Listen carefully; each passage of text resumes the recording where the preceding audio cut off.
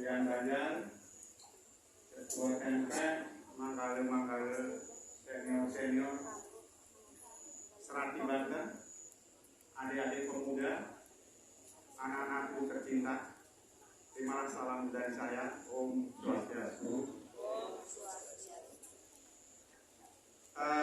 Hari ini, malam ini, kita bersama-sama tampil di PJG, bersembahyang, memuja ide Sang Yang Widiwasa. Ini adalah bentuk konsekuensi kita sebagai umat Hindu ketika setiap hari raya agama Hindu, maka dengan serada bakti kita wajib untuk mengaturkan bakti kepada Tuhan Yang Maha Kuasa, Sang Yang Widiwasa. Sembahyang adalah satu ekspresi kita menuhankan Tuhan itu sendiri, menuhankan ide Sang Yang Widiwasa. Dalam kesempatan ini yang baik ini, izinkanlah saya menyampaikan selamat Hari Raya Galungan kepada para pemuda kami. Semoga di hari suci ini sukacita, kebahagiaan dan kedamaian dapat kita peroleh sebagai anugerah dari Sang Yang Widiwasa.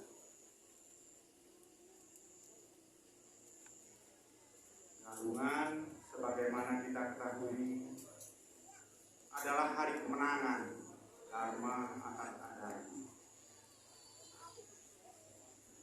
Kita semua harus bisa merasakan nikmatnya kemenangan, bahwa setiap individu umat Hindu bisa mengalahkan musuh-musuh yang ada di dalam dirinya, apakah itu Satripu, Sabtatai, Sabda Tenira, ataupun yang lainnya.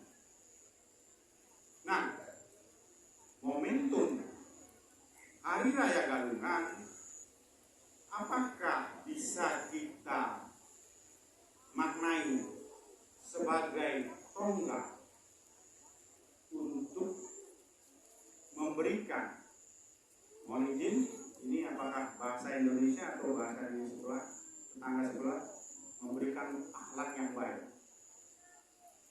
Saya rasa akhlak sudah menjadi kosakata bahasa Indonesia, walaupun kita tahu itu berasal dari tetangga kita sebelah, umat Islam. Saya tidak tahu cari padanannya di dalam agama Hindu itu apa, tapi bukan berarti substansi daripada akhlak itu tidak ada di Hindu, jauh lebih luas malah. Nah, bagaimana Hari Raya Galungan ini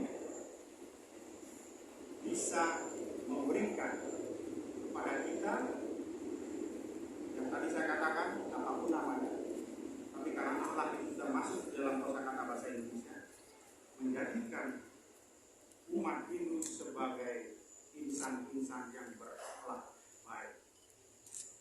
Akhlak menurut saya ini lebih kepada sifat, karakter, budi pekerti yang luhur. Ini akhlak. Nah, bagaimana Hindu menjelaskan tentang akhlak yang baik itu? Di dalam agama Hindu, manusia yang berbudi pekerti luhur, yang memiliki sifat-sifat luhur, sifat-sifat mulia,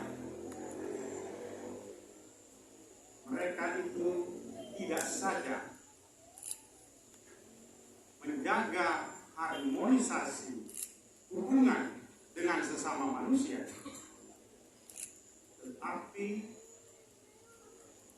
umat Hindu yang dikatakan berakhlak baik atau berbudi pekerti baik juga menjaga hubungannya dengan Tuhan. Bagaimana kita sebagai umat Hindu untuk terus menjaga hubungan kita dengan Tuhan? hasil. Pertama, kita selalu mengadakan hubungan melalui persembahyangan atau menyembah yang dewasa.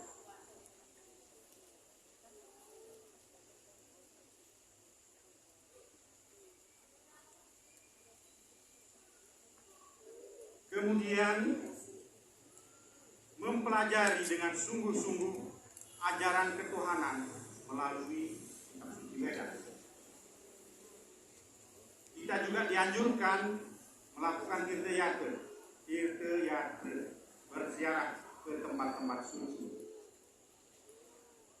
Tadi sebelum kita sembahyang diperdengarkan kidung-kidung suci. Ini adalah bentuk daripada hubungan dengan Tuhan yang Maha Suci.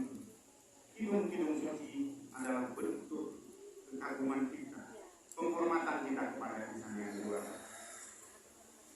Kemudian kita diminta untuk selalu melakukan kebajikan.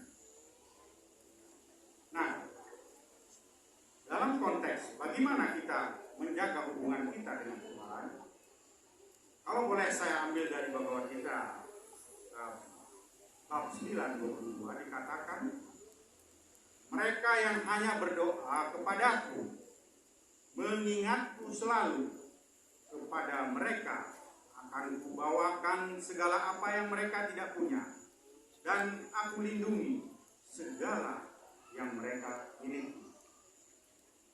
Nah, ini salah satu sloka di mana sloka itu mengajarkan kita, meminta kepada kita agar di mana saja, kapan saja kita selalu mengingat ini. Kalau itu pun sulit, di dalam bawah kita selanjutnya dikatakan, apabila ini juga tak dapat engkau lakukan, carilah perlindungan dalam yoga atau penyatuan kepada aku. Tanggalkan semua pahala karma itu. Lakukan dengan berpegang teguh dalam mengendalikan diri. Nah, kemenangan ini harus kita maknai bahwa manusia yang mulia, manusia yang sejati adalah manusia yang bisa mengendalikan dan memegang emosinya, mengendalikan diri. Kita diminta untuk selalu menahan diri, bahwa keinginan kama yang ada di dalam diri manusia ini orientasinya keluar, ingin selalu dipenuhi, ingin selalu diikuti oleh orang-orang, oleh teman-teman atau siapapun juga. Ini suatu kekeliruan menurut saya, bahwa setiap orang mempunyai keinginan-keinginannya sendiri, dan kita harus atur setiap apa yang kita inginkan belum tentu sama atau belum tentu bisa diikuti oleh orang lain. Oleh karena itu, dalam kesempatan ini saya mengajak kepada para pemuda, umat sekalian, marilah kita belajar untuk menghargai, menghormati pendapat orang lain atau keinginan orang lain. Jangan kita main bahasa. Nah, ini pertama, bagaimana kita diajarkan untuk mengingat Tuhan. Kemudian kita juga diajarkan atau diminta untuk selalu bersyukur kepada Tuhan. Agama Hindu menekankan bahwa umat Hindu yang percaya tentang Weda diminta untuk selalu mensyukuri apapun keadaan yang dia terima. Di dalam Sara Samudaya dikatakan,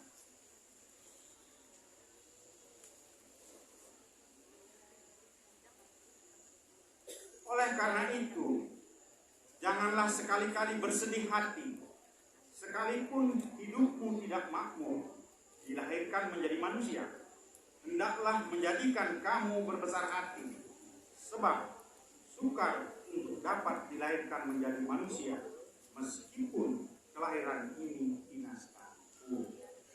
Nah, dilahirkan sebagai manusia, manusia adalah makhluk utama yang diciptakan oleh Tuhan di muka bumi ini.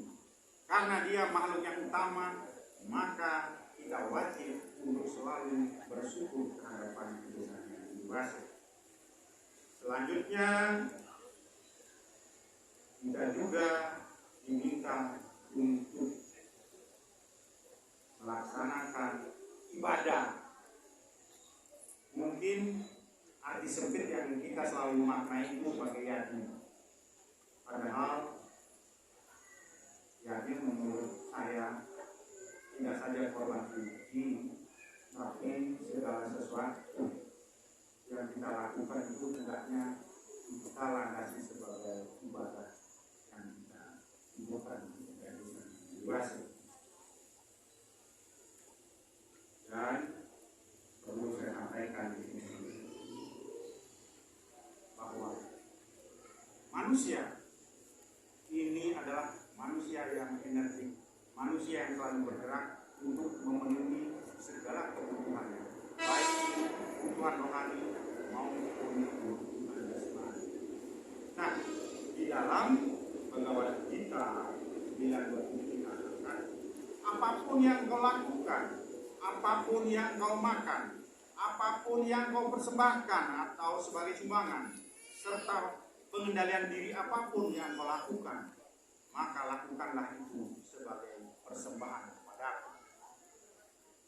Jelas dalam Bhagavad Gita Sloka 27 bab 9. Oleh karena itu, ketika kita melakukan segala aktivitas, coba direnungkan sedikit, coba kita pikirkan sedikit. Ketika itu kita tujukan semata-mata untuk yang ini, maka kita tidak akan terikat akan hasil.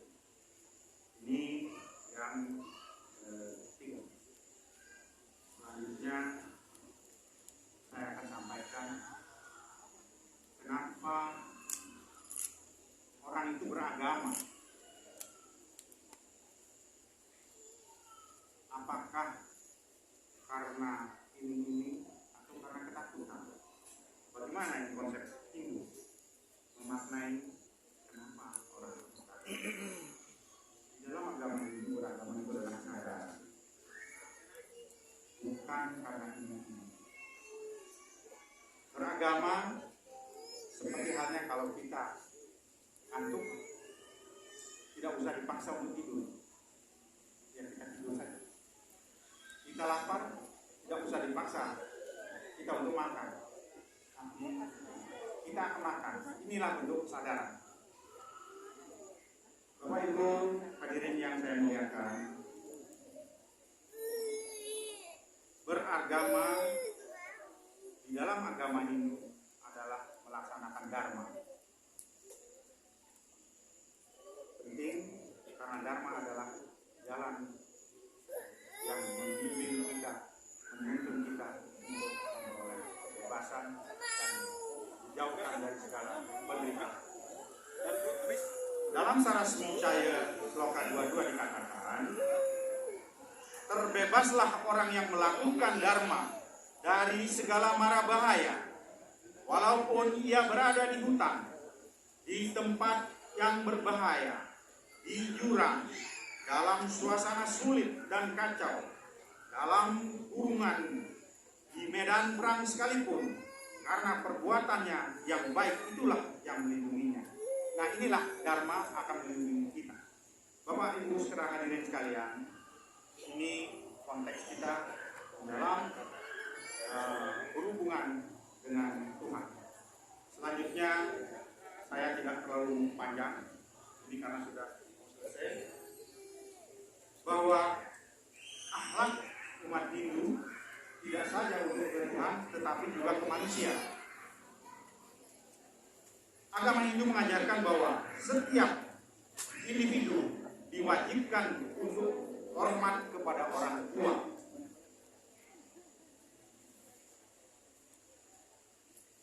Di dalam Atharva Veda 3:32 dikatakan, hendaknya anak-anak patuh berbakti kepada orang tua dan menyenangkan hati ibunya. Ini jelas sekali, tidak perlu diartikan secara metafor, tetapi ini secara literal sudah perintah kepada kita untuk selalu patuh dan berbakti kepada orang tua. Selanjutnya, sebagai orang tua juga kewajiban untuk memiliki kasih sayang kepada anak. Bapak Ibu sekalian, karena ini sudah cukup larut, mungkin saya tidak usah terlalu banyak. Poin-poin yang diajarkan di dalam agama Hindu, sebagai orang tua kita juga harus melindungi, menyayangi anak.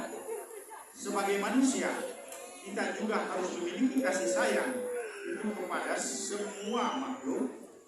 Kemudian anak muda juga wajib menghormati yang lebih tua.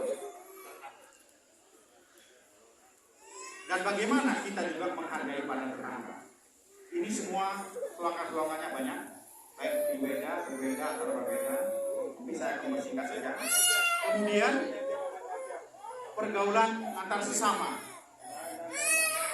Di sini saya kutip sedikit dari Rigveda. Hendaknya hati kita dalam kesederajatan dan persatuan. Kemudian di dalam Rigveda berikutnya, wahai umat manusia, bijaksanalah, buatlah setiap orang menjadi mulia. Ini landasan kita untuk berinteraksi, berkomunikasi dengan sesama manusia. Nah, berikutnya, di dalam interaksi kita sering menghadapi konflik. Ini karena triguna kita, Sattvam, Rajas, Tamas. Ini ego yang suka menguasai diri kita, sehingga hubungan antara satu dengan yang lain sering menjadi konflik. Tapi ingat, konflik harus dikendalikan dan tidak boleh berkepanjangan. Dan ketika kita mengalami hal-hal yang tidak baik dari teman, maka wajib kita memaafkan itu. Oleh karena itu, saya akan mengutip sedikit. Mengampuni adalah kekuatan bagi orang yang budiman. Ini di dalam Niti Sastra. Bapak Ibu sekalian, masih banyak lagi ini sebenarnya, tapi berikutnya itu antara manusia. Bagaimana kita berinteraksi dengan hubungan dengan alam. Dan tentunya agama Hindu mengajarkan kepada kita untuk menjaga ibu pertiwi. Karena kita hidup, bertempat tinggal, memperoleh segala sesuatu dari ibu pertiwi. Oleh karena itu, kita harus menjaga semua yang ada di permukaan bumi, baik itu binatang maupun tumbuh-tumbuhan. Baik, saya akan sedikit singgung di dalam Atharva Veda. Siapapun, apakah umat manusia atau binatang, dapat hidup dengan selamat di mana kebersihan atmosfer dipelihara dengan segala cara untuk tujuan hidup. Nah, ini tentang ekosistem. Jadi kita untuk menjaga kebersihan udara. Tanaman dan tumbuh-tumbuhan menghancurkan atmosfer yang beracun. Tanaman atau tumbuh-tumbuhan adalah pelindung. Tanaman-tanaman menyingkirkan akibat buruk. Dan ini semua ada di ajaran Weda kita. Bapak Ibu sekarang hadirin sekalian, saya rasa ini yang dapat saya sampaikan. Jika ada hal-hal yang kurang berkenan, untuk mohon dimaklumi. Dan saya berharap setelah kita bersembahyang, setelah kita memaknai hari galungan ini, maka pesan Weda yang satu ini mohon diperhatikan. Satyam Bruyat, Priyam Bruyat.